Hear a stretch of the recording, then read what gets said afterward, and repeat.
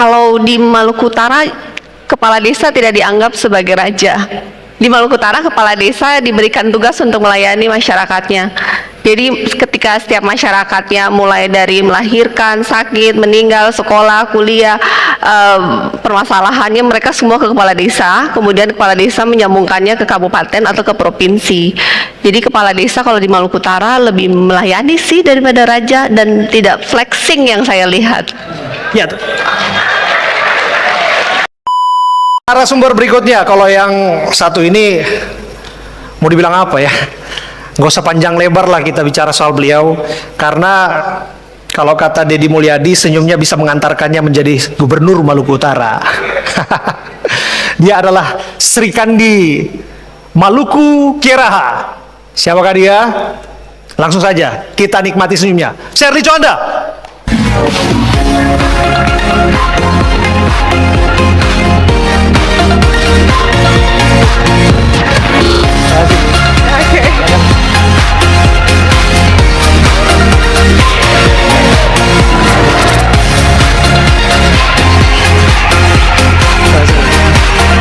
Tunggu sebentar, Bu. Kenapa pada senyum-senyum? Kayaknya kurang, Bu. Apa yang kurang? Ibu udah pernah pengalamannya? Enggak. Oke, kurang. Gimana kalau kita coba sekali lagi, mau? Mau ya? Bu, tapi saya dampingi berdua, boleh, Bu ya? Berdua. Oke, kita akan ulang sekali lagi. Kita akan jalan bersama dengan Gubernur Maluku Utara. Inilah panggung catwalk-nya. Mari, Bu.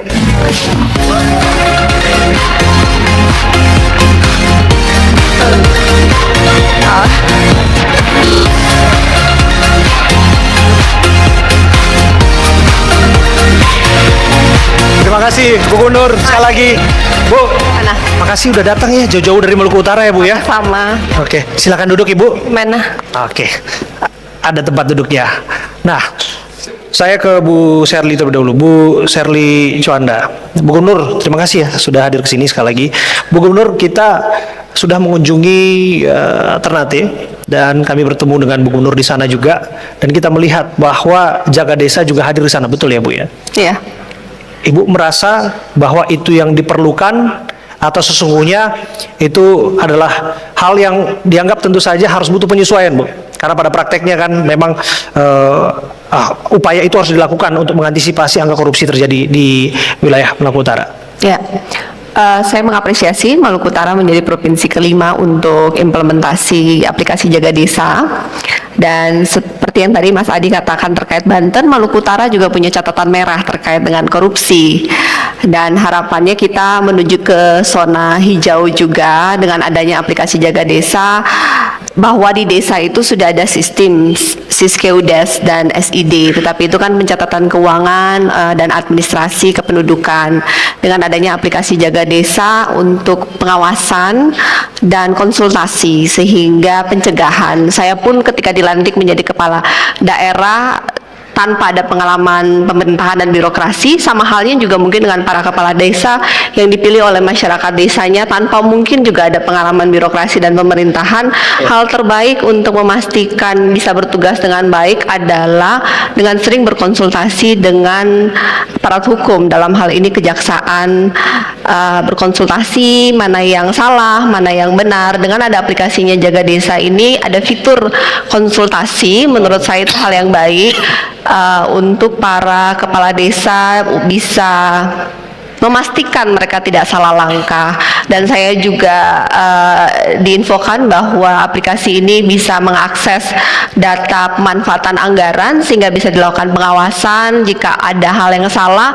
Intinya adalah pencegahan, karena korupsi itu kan terjadi, biasanya korupsi itu akan berkembang ketika ada di ruang gelap. Harapannya dengan aplikasi jaga desa ini menjadi cahaya di tengah kegelapan, sehingga ketika seperti kita dalam ruangan terang seperti ini kan, orang mau berbuat pun mikir ketika itu terang. Ketika sudah diawasi nama jaksa, saya rasa nggak ada kepala desa mau coba-coba ya, logikanya begitu. Kalau masih ada yang mau nyoba kan namanya nekat ya. Ya, Luar biasa, itu jangan sampai nekat ya. Karena kalau di sini tadi ada Pak Gajati yang suka hiking, dia akan kejar siapapun sampai ke Himalaya yang kasus korupsi, betul ya Pak Gajati? Kalau di sebelah kiri saya adalah Mermaid alias Putri Duyung yang suka menyelam dan pasti bisa menyelam data-data siapapun yang menyalahgunakan anggarannya, betul ya Bu ya? Ya, dan sekarang kan digitalisasi ya, udah transparan. Mungkin ke depan jika aplikasinya sudah sangat stabil, bisa dibuka ke publik sehingga masyarakat desa bisa mengawasi secara langsung. Karena kan anggaran desa itu untuk masyarakat desa, manfaatnya. Tujuan semua APBD, APBN adalah setiap rupiahnya untuk meningkatkan kualitas hidup masyarakat Indonesia, kabupaten, kota, desa. Jadi ya mereka penerima manfaat sebagai user, mereka pasti akan mengawasi haknya mereka dengan cara paling baik menurut saya. Ibu tidak merasa terintimidasi Bu ketika disebutkan bahwa program ini jemput bola? Kita kan lihat bahwa jaksa hadir langsung di provinsi-provinsi, kemudian langsung membangun semacam kerjasama ya, semacam MOU ya dengan kami sebagai pemerintah daerah merasa sangat terbantu ya jika kejaksaan datang mengawasi. Kami merasa sangat terbantu. Oke, dan saya yakin juga sebetulnya kepala desa di sini tidak akan mau berniat untuk menyalahgunakan wewenangnya, apalagi untuk mencuri anggaran lain sebagainya. Karena kita berbincang di depan seluruh kepala desa ya Pak ya di Provinsi Banten. Tapi lepas dari itu Pak, begini, saya ke Bu Sherly dulu. Bu Sherly, begini, ada fenomena di mana kalau bicara kepala desa ya, kepala desa pun itu di daerahnya itu dianggap raja Bu. Bahkan betul ya Bu Adia, bahkan mereka juga kerap kali flexing di media sosial dan sebagainya. Kita sudah lihat bagaimana kemewahan itu dietalasekan di platform pribadinya mereka.